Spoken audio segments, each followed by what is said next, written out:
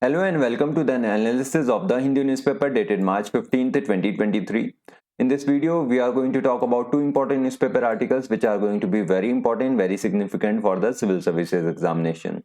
So without any further delay, let's start this analysis with the first important newspaper article. Now this particular newspaper article talks about landfills and how they catch fires during the summer. And this particular newspaper article becomes important for us because it comes under the GS paper 3 syllabus, that is conservation, environmental pollution and degradation, environmental impact assessment, right? First, let's understand the context of it, and then we will talk about how do landfills catch fire. We will talk about the permanent solutions regarding it and what can be the immediate measures regarding it, right? So now the Kochi landfill site around Brahmapuram that caught fire earlier this month is a stark reminder that Indian cities need to be prepared for more such incidents as summer approaches, right? In the summers, you can see that landfills are catching fires, and recently what we have seen is that the Kochi landfill site has caught fire earlier this month, and that is why it is important for us to understand why do landfills catch fire. So at this particular point of time, the Indian municipalities collect around 95% of the waste generated, but there is only an efficiency of 30 to 40% in this particular regard. So the rest of the 60% is just basically accumulating piles and piles, right? So municipal solid waste consists of around 60% biodegradable material, 25% non-biodegradable material, and 15% inert materials like silt and stone. Basically, the 60% biodegradable material, it is biodegradable in nature. It won't cause any kind of problem, but 25% non-biodegradable material is a problem for us, and 15% inert material, it doesn't possess any kind of problem for us. Now the municipalities are expected to process the wet and dry waste separately and to have the recovered byproducts recycled, right? Because biodegradable product can be recycled, they are recyclable in nature, but this is not happening. Unfortunately, the rate of processing in India city is far lower than the rate of waste generation, so unprocessed waste remains in open landfills for a long period of time, and that is why the foul smells come from these landfill sites, because the processing is not happening at the rate at which the landfill sites are being filled. Now this openly disposed waste includes flammable materials like low quality plastic as well, which have relatively high calorific value of about 2500 to 3000 kcal or kilocalories per kilogram, and rags and clothes, and these particular products or these low quality plastics and these rags and clothes are likely to get fire if they get very dry. So in summer, the biodegradable fraction compost much faster, increasing the temperature of the heap to beyond 70 to 80 degrees Celsius. We have heat in the summer. We are experiencing extreme heat in the summer of 45 degrees Celsius, 46 degrees Celsius, and on the top of that, the temperature of the heap is increasing because the biodegradable material or biodegradable fraction is composting much faster, and this leads to 70 to 80 degrees Celsius in the heap.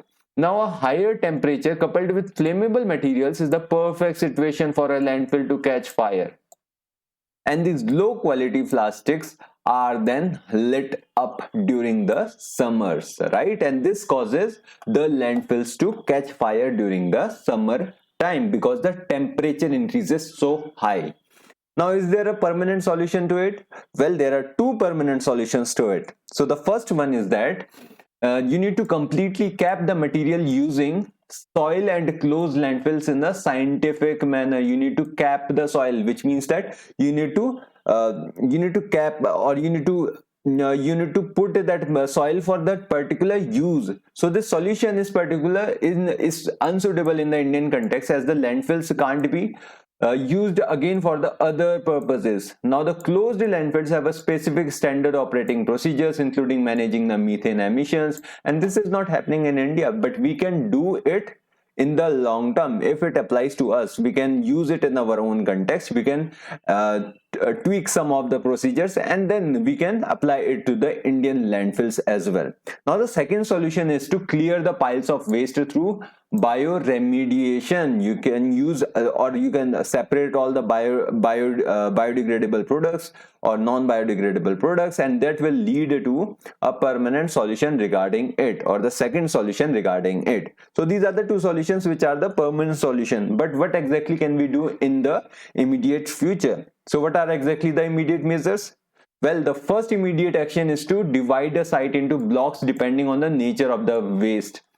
So the first biodegradable waste needs to be separated. Non-biodegradable material needs to be separated to other place, and this will lead to certain kind of blocks forming in the waste, which will not lead to inflammable material getting mixed with the biodegradable waste, which will cause the fires.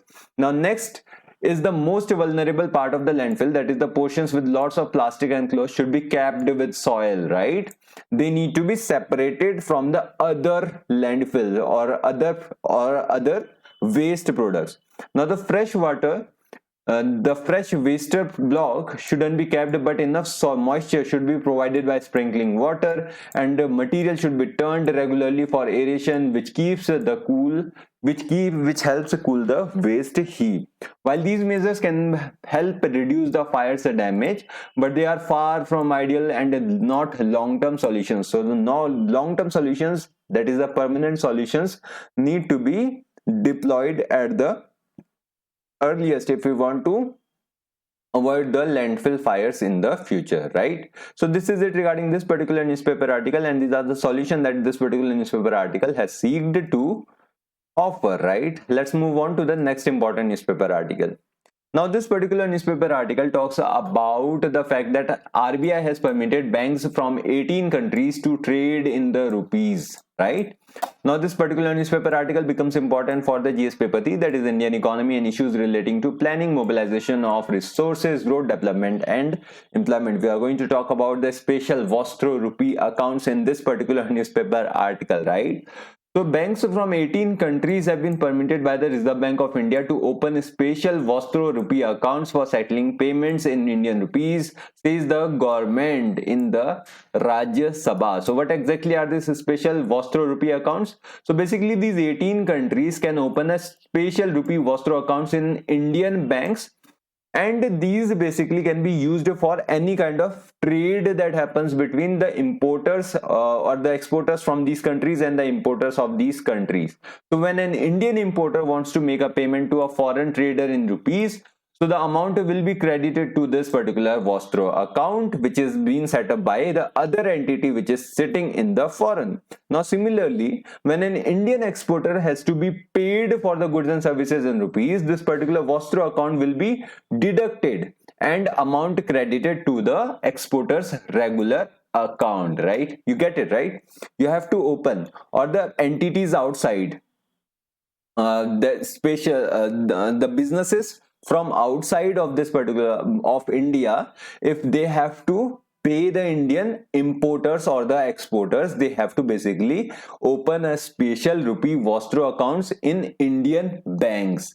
Whenever an Indian importer wants to make payment to a foreign trader, then the amount will be credited to this particular Vostro account, and when an Indian exporter has to be paid, amount will be deducted or credited to the exporter's regular account through the Vostro account, right? So this particular entity is known as the special rupee Vostro account, which is going to make payments to the Indian importer and exporters by any of the business entity outside of India, right? So RBI had granted approval to domestic and foreign AD banks in 60 cases for opening special rupee Vostro accounts of banks from 18 nations. Now these 18 nations include Botswana, Fiji, Germany, Guyana, Israel, Kenya, Malaysia, Mauritius, Myanmar, New Zealand, Oman, and Russia also comes in it, right? And the Seychelles, Singapore, Sri Lanka, Tanzania, Uganda, and United Kingdom. Now of the 18 countries mentioned, Russia has been vocal in using trade in the local currency for the overall process of the de-dollarization, but India has maintained that it is supporting the idea of trade in the local currency mainly to boost the exports, because in the past we have seen that the trade has been hampered due to dependency on the dollar, right, due to the sanctions. Now the process of SBRA's accounts began in the July 2022 when the RBI announced that it had been decided to put in place an additional arrangement for invoicing, payment and settlement of exports and imports in the Indian rupees. Now this came during the sanctions which are imposed to the Russia. So the announcement came against the backdrop of the commodities crisis triggered by the Western sanctions against Russia after Vladimir Putin launched a special military operation against Ukraine in February 2022.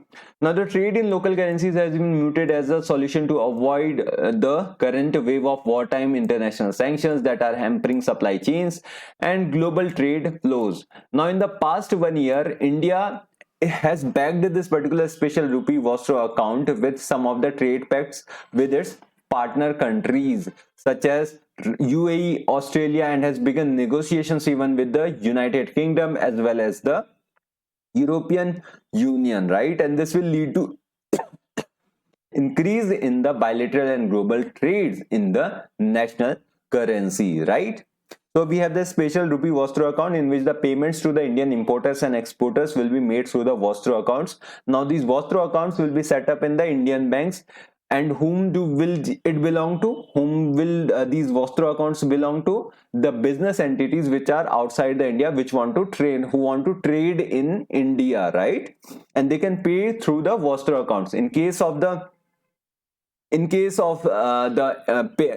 if you want to pay the Indian importer, the amount will be credited from the Vostro account, and in case you want to pay to the Indian exporter, the amount will be deducted from the Vostro account or debited from the Vostro account, right? And the RBI has granted this particular approval to 18 nations including Russia. Now India has been not vocal regarding the de-dollarization, but India has supported the idea of trade in Indian local currency, right? So this is basically this particular newspaper article which was very important. It was important for the Indian economy, right? So this is it regarding this particular newspaper article, and this is it for the day. Thank you from my side. Do like and share the video and subscribe to this channel. Have a good day. Bye.